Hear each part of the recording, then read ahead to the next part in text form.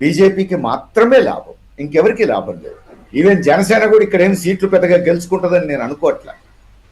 ఇక్కడ వాళ్ళనే పెట్టినప్పటికీ కూడా లాభపడేది కేవలం బీజేపీ. కారణం ఏమిటి? ఇప్పుడు మీరు చూడండి, గత ఎన్నికల్లో హైదరాబాదు చుట్టూ సీట్లన్నీ ఎవరు గెలిచారు? శాసనసభలో బీఆర్ఎస్ గెలిచింది. ఎట్లా గెలిచింది? కాంగ్రెస్ కు వ్యతిరేకంగా ఆంధ్రప్రదేశ్ మూలాలున్న ప్రజలు కూడా ఇక్కడ గణనీయంగా ఉన్నారు. వాళ్ళంతా ఒకప్పుడు టీడీపీ కోటేసేవాళ్ళు. వాళ్ళంతా కూడా ఇక అయిపోయింది, 2 రాష్ట్రాలు విడిపోయినాయి, మనం ఇక్కడ ఉండిపోయినాం కాబట్టి ఇక్కడ బీఆర్ఎస్తో సర్దుబాటు అయిపోవాలని నిర్ణయించుకొని కాంగ్రెస్కు వ్యతిరేకంగా బీఆర్ఎస్కు ఓటేశారు. కాబట్టే హైదరాబాదు పరిసరాల సీట్లన్నీ బీఆర్ఎస్ గెలుచుకుంది. మనం చూసాం. రేపు బీఆర్ఎస్ 0 చేయాలి అని అంటే, బీఆర్ఎస్ ప్రత్యామ్నాయం కాదు బీజేపీ ప్రత్యామ్నాయం అనేది రావాలి అంటే, ముందు ఏపీ మూలాలు ఉన్న వాళ్ళు ఎవరు బీఆర్ఎస్తో లేకుండా చేయాలి.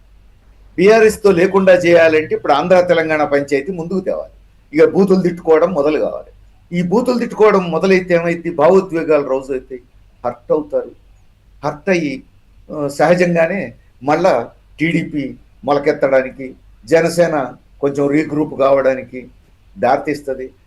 ఏపీ మూలాలు ఉన్న వాళ్ళందరూ ఈ 2 పార్టీల వెనక ర్యాలీ అయితే, బీఆర్ఎస్ ఆ మేరకు మినిమైజ్ అయితే, కాంగ్రెస్ కు ప్రత్యామ్నాయంగా బీజేపీ ముందుకు రావడానికి అవకాశం. చెప్పిన వాటిల్లో 2 పార్ట్స్ వీరయ్య గారు కాదు, 2 పార్ట్స్. ఒకటి బీజేపీ తెలంగాణలో అధికారంలోకి రావాలనుకోవడం కానీ, తెలుగుదేశం పెరగాలనుకోవడం కానీ, జనసేన విస్తరించాలనుకోవడం కానీ, ఇది రాజకీయపరమైన స్ట్రాటజీ. ఏ పార్టీ అయినా ఎక్కడైనా విస్తరించడానికి ప్రయత్నాలు చేయొచ్చు, ప్రయోగాలు చేయొచ్చు. తర్వాత ఫెయిల్ అవుతారా పాస్ అవుతారా ప్రజలు నిర్ణయిస్తారు. కానీ దీంట్లో ఇబ్బంది ఏంటంటే, మీరు చెప్పిన దాంట్లో స్ట్రాటజీ అదే కనుక నిజమైతే, భావోద్వేగాలను రెచ్చగొట్టడం ద్వారా ఈ ప్రక్రియ చేయాలని ఈ 3 పార్టీలు, ముఖ్యంగా బీజేపీ యాక్షన్ ప్లాన్లో భాగంగా పవన్ కళ్యాణ్ చేస్తున్నారని. సో దట్ సరే బీఆర్ఎస్ మినిమైజ్ చేయడం అంటే ఎనీ అదర్ పార్టీ మినిమైజ్ అయితేనే ఇంకొక పార్టీకి అవకాశం ఉంటుంది ఏ రాష్ట్రంలో అయినా. సో ఈ రెండింటిని ఎందుకు మీరు కలిపి చూస్తున్నారు?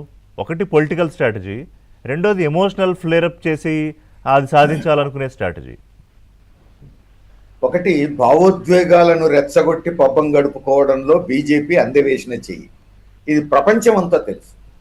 ఆ భావోద్వేగాలని రెచ్చగొట్టకపోతే ఈరోజు మోడీ ప్రధానమంత్రి స్థానంలో ఉండే ఛాన్స్ లేదు, బీజేపీ అధికారంలో ఉండే ఛాన్స్ లేదు. ఇది అందరికీ తెలిసిన విషయం. రెండోది, ఆ భావోద్వేగాలను వినియోగించుకునేటువంటి ప్రయత్నమే ఇప్పుడు జనసేన నాయకత్వం కూడా చేస్తూ వచ్చింది. సరిగ్గా ఆ భావోద్వేగాలను, రకరకాల భావోద్వేగ, వాళ్ళు మతాన్ని వాడుకుంటే జనసేన నాయకత్వం మరో రకమైనటువంటి భావోద్వేగాలను వాడుకున్నారు. అందుకని భావోద్వేగాలను వాడుకొని రాజకీయం చేస్తున్నారనేది ఒకటి. రెండోది, ఈ పర్టికులర్ టైంలో మళ్ళీ ఆంధ్ర తెలంగాణ పంచాయతీని ముందుకు తెస్తే ఆ భావోద్వేగాలను రెచ్చగొడితే బీజేపీకే లాభం. కాబట్టి బీజేపీకి లాభం అయ్యే పని పవన్ కళ్యాణ్ చేస్తారు. పవన్ కళ్యాణ్ గారి మీద ఇప్పటికే అపవాదు ఉంది.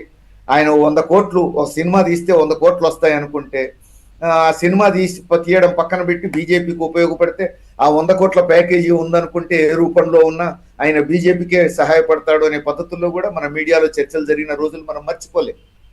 అందుకని అంతా వ్యాపారమే. రాజకీయాన్ని కూడా వ్యాపారాని కోసం వాడుకుంటున్నారు, మనం చూస్తున్నాం. రాజకీయాల్లో కూడా పెట్టుబడి పెడుతున్నారు, లాభాల కోసం చూస్తున్నారు.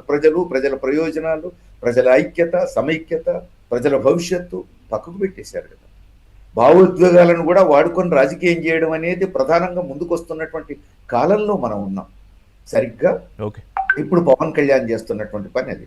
ఇప్పుడు రేపు ఈ 2.5 సంవత్సరాలు ఇట్లా భావోద్వేగాలు రెచ్చగొడుతూ పోతే, ఓటర్లు ఇట్లా కన్సాలిడేట్ అయితే, ఒకటి అరా టీడీపీ గెలుచుకున్నా లేదా పవన్ కళ్యాణ్ గెలుచుకున్నా బీజేపీకి మిత్రపక్షాలే కదా. ఇప్పుడు ఆంధ్రప్రదేశ్లో బీజేపీకి మిత్రపక్షాలే, ఇక్కడ కూడా మిత్రపక్షాలుగానే ఉంటాయి.